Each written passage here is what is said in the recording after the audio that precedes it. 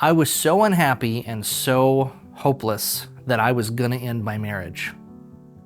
And then I found Marriage Helper. Hey everybody, my name is Coach Jared. I am the Membership Fulfillment Manager here at Marriage Helper. I'm also the liaison officer for the research team, and I've been a coach. I probably have about 10,000 hours of coaching, and I've probably seen 2,000 unique clients. I have been with Marriage Helper since 2018, and I'm also one of our workshop facilitators. In 2015, I was the spouse who wanted to leave my marriage. Now, I come from a background where if anything happened to you that was bad, it must have been your fault for not having enough faith. Now, I want to say my church family when I was young, they were full of good people. I just think they got their doctrine a little bit confused, and I don't follow that stuff anymore. I also have a background where I did not learn to read until I was in the 5th grade, and so I have a pretty severe learning disability. So I've gone through my life and I have felt wrong and stupid. That's just the baggage that I've carried into all of my relationships. Nobody else's fault but my own. However, that's been the reality for me. My wife grew up in a situation where she was adopted, and she has felt rejected. It's easy for her to feel rejected. People must not love her because they don't want to be with her and stuff like that.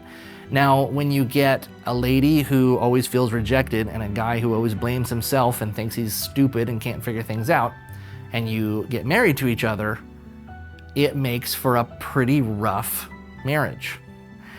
Although my wife and I were best friends since high school, it always felt like we kept going through this same pattern where things would get good and then pressure would build up and we'd have some kind of ridiculous fight, and there was a lot of immaturity involved, of course, and then nothing would get solved and we would just go back to pretending like everything was okay, and then things would build up again over a few years, and that pattern just repeated over and over and over again. And we couldn't figure it out, we couldn't solve it, and it happened gradually enough that we weren't even able to see it. But in 2015, we were sort of at the end of a long season where I just felt disconnected really from everyone. It wasn't my wife's fault necessarily. I was just unplugged.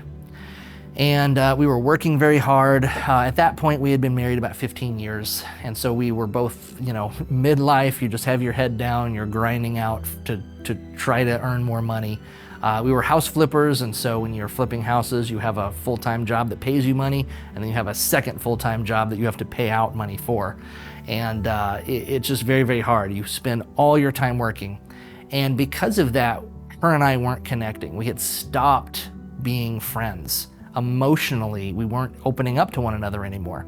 And what was worse, I didn't have the skill set to say how unhappy I was, because every time I tried, it came out with way too much sharpness, and she would react defensively, and I would blame myself and think that I'm stupid and wrong, and she would feel rejected because it's easy for her to do that, and the whole cycle would just repeat over and over again. So finally, 2015, I just had it. I decided to stop talking to her. I was resentful. I was full of anger. She would go to bed, and I would say, "Good night, sweetheart, I'm playing video games tonight." But what actually happened is I would wait for her to fall asleep, and then I would leave the house at night. And I would walk around the city for hours and just do really dumb guy things like punch trees and stuff like that. My guy friends in the audience know what I'm talking about. And I would stay in our city park if I could get away with it, or I would sleep on the porch because I didn't want to be in bed next to her because of how resentful I felt. But I didn't want the conflict of her knowing that. So 20 minutes before she would wake up, I would get back into bed so my body would have time to heat up and she wouldn't realize I hadn't been there. And then I would resent her for not noticing that I was gone. And so you can see how messed up I was in 2015. I'm not proud of it, but that genuinely is where I was. On Valentine's Day 2015, because I'm such a classy guy, I broke the news to her that I wanted out of the marriage. And I told her how unhappy I had been. And again, I did it with too much anger. And she was really shocked. and it was a terrible, terrible day.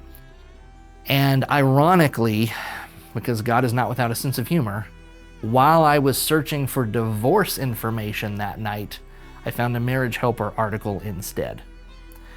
Now, I'm very ashamed to say that when I found the article, and I kind of looked around the website, what I did with the information is I printed off a bunch of articles and I left them on her side of the bed to say, see, this is the stuff you did wrong.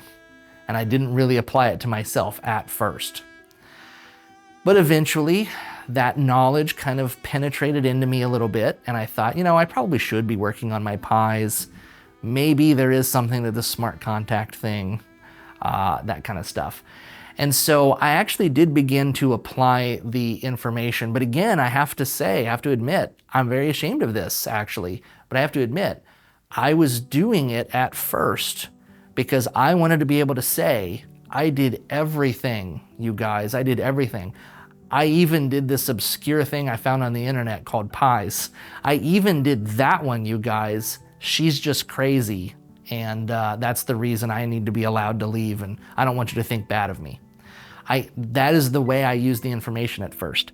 However, it still helped me. Working on my pies still helped me. After about a year, things began to soften at home. We weren't really friends again, but we weren't really fighting either anymore. So for 2016, we grew closer and closer. And then in 2017, we decided to come to the Marriage Helper workshop. By the time we got to the workshop, we were friends again. I'm short-circuiting a lot of story here. But by 2017, we were friends again. We went to the workshop. On our way to the workshop, it was an 8-hour drive. We listened to an audiobook. We got to the hotel and we turned on, a murder documentary like you do. And so we were hanging out, but we weren't emotionally connecting. I mean, we both liked the audiobook, but we weren't talking about deep things. When we got into the workshop and they told me, you have to be vulnerable in order to give your spouse a chance to love you, live the way you really are down on the inside. And I thought, man, I didn't do that. I know I didn't do that. We call that concept the wall and bricks, by the way. Dr. Beam laid out for me, there's a path called the love path. And if you follow it, you fall in love. And if you violate it or vacate it, you fall out of love, whether you intend to or not. And I thought, I didn't follow the path. There's a system. If there's a system, I can understand the system and I can obey it. And I can get a better relationship. And so I left the workshop with tons of hope. And my wife and I, we started talking on the last day of the workshop. We started talking deeply.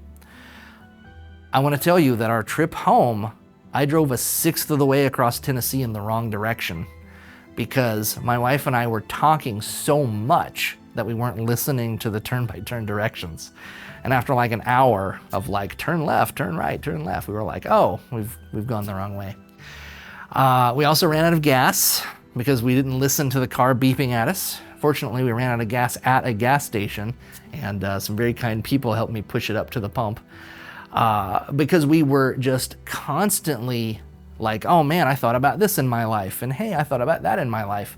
And we were just constantly doing that, and that feeling lasted for several weeks after the workshop. It did eventually fade, and we started to do the real life grind of talking about our pain and stuff like that. And so we did reconcile in 2017, and it was very hard, but we did. In 2018, I decided to start working for Marriage Helper. And so I saw my opportunity, I took a chance, I got trained as a coach, I began telling people this story. And today, I've gone so much farther in Marriage Helper than I ever thought I would.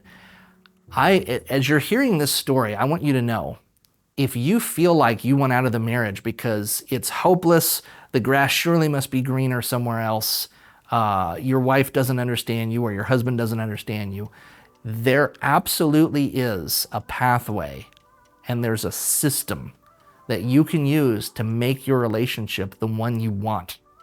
If you are the spouse who's looking at your husband or wife and they're saying, I want out of the marriage, I don't love you anymore. I was that person once upon a time. Be strong. Work your pies. Have hope. It won't last forever. Try to decide, is your spouse a good person who has done something bad, or are they a bad person who's done something bad?